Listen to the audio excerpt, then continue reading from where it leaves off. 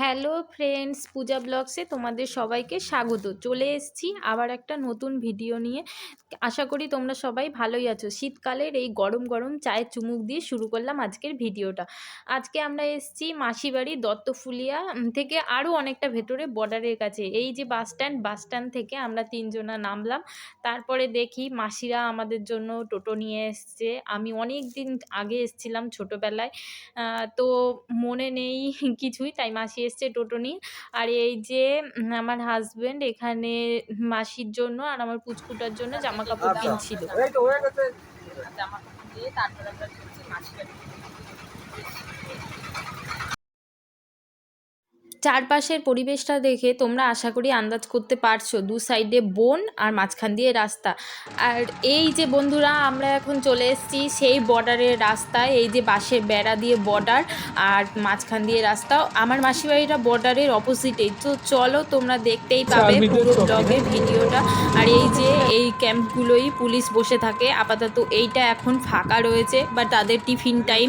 যাই হোক, আমি আর দিদি এখন দুজনা মিলে যাচ্ছি চার্চের মেলায়। রাস্তাটা হচ্ছে পুরো বাঁশবাগান, বাঁশবাগানের মধ্যে দিয়ে যে রাস্তা, এই রাস্তা দিয়ে হাঁটছি।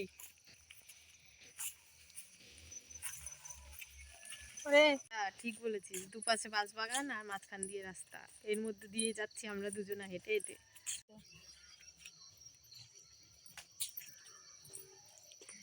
তাকা একটু ঘুরে।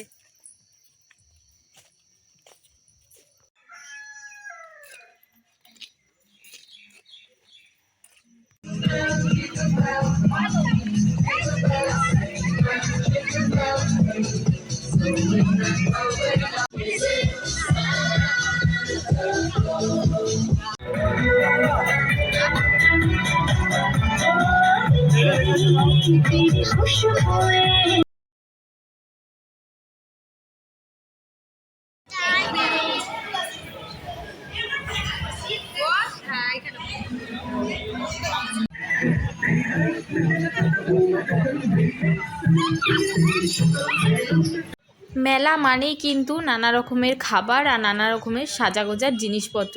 আর আমি আর দিদি এখানে কানের দেখছিলাম, কোন কানেরটা কেনা যায় তাই দেখছিলাম।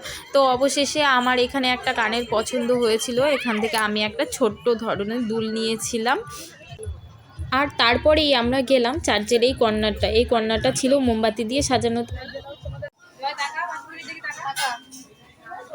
তুই, তোকে তো আমি দেখতেই পাচ্ছি না।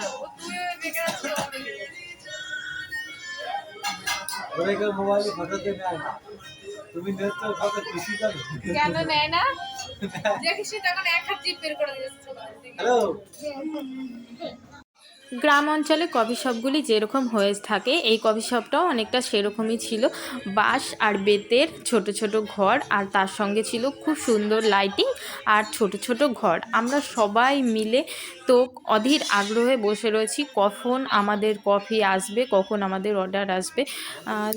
কফি শপ খুব একটা বেশি হয় না গ্রাম অঞ্চলে, তাই ভীষণ ভিড় থাকে। আর অবশেষে আমরা তো সিট পাওয়ার পর অনেকক্ষণ ধরে বসেছিলাম আমাদের অর্ডার কখন নিয়ে আসবে। আর সবাই যার যার মতো গল্প করতে ব্যস্ত। আর এই যে অনেকক্ষণ ধরে অপেক্ষার পর আমাদের কফি চলে এসছে, মাসালা কফি। সবাই কফিতে চুমুক নেওয়া শুরু করে দিয়েছে। শীতকাল কুয়াশা ছাড়া যেন একদম অসম্পূর্ণ। আর চারপাশের পরিবেশটা দেখো, যেন দেখে মনে হচ্ছে একটা সাদা চাদর মুড়ি দিয়েছে। তাই ভাবলাম আমিও একটু ভিডিও করে নিই। আর এই যে দিনের বেলা রোদ বেরিয়েছিল, তাই আমরা ঘুরতে বেরিয়েছিলাম। আর এই যে ওই অপর সাইডটাই হচ্ছে বাংলাদেশ। আর এই যে একজন ব্যক্তি গরু চড়াতে এসেছিল, তাই আমিও একটু ভিডিও করে নিলাম। আর তারপর আমরা চারপাশে একটু ঘুরে ঘাড়ে দেখছিলাম। এই টিনের বাড়িগুলো আমাদের এই দিকটায় খুব একটা দেখতে পাওয়া যায় না, এগুলো বাংলাদেশেই দেখতে পাওয়া যায়। আমার ভাই, জামাইবাবু, আমি আর তার সাথে আমার হাজবেন্ডও গেছিলো। এই আমরা স্নান করতে চাই না এই শীতে, আর এরা কি সুন্দর ডুবাচ্ছে শুধু। আমরা সবাই মিলে যখন ঘুরছি, এই ঘুরতে, ঘুরতে আমার একটা জিনিস নজরে পড়লো। তাই ভাবলাম তোমাদের সঙ্গেও একটু শেয়ার করি। সেটা হচ্ছে এই গোবর, পাটকাঠিতে গোবর দেওয়া। আগেকার দিনে অনেকেই এইভাবে রান্না করত। তোমরা তো জানোই পাখিদের এটা নিয়ম, সন্ধ্যা হলেই যেন বাসায় ফিরতে হবে। তাই এইখানে মুরগিগুলো এখানে তাদের যে খাঁচা রয়েছে, এক, এক করে বাচ্চাগুলো কিচমিচ, কিচমিচ করতে, করতে বাসার মধ্যে ঢুকছে। আর এই যে মাসির মুরগি, মোরগ এটা, এইটাই আমরা হচ্ছে খেয়েছিলাম ফিস্টি করে। তাই ভাবলাম একটু ভিডিও করে তোমাদেরকে দেখাই একে কাটার আগে। আর এই যে ছাগল, দেখো কত ছাগল এইখানে। এখন আমরা বাড়ি যাচ্ছি দুঃখের সঙ্গে। এই যে সামনে দুজন।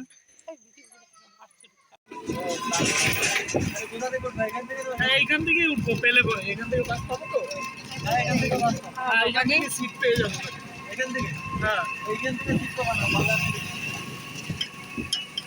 এখানে গাড়ি দাঁড়িয়ে আছে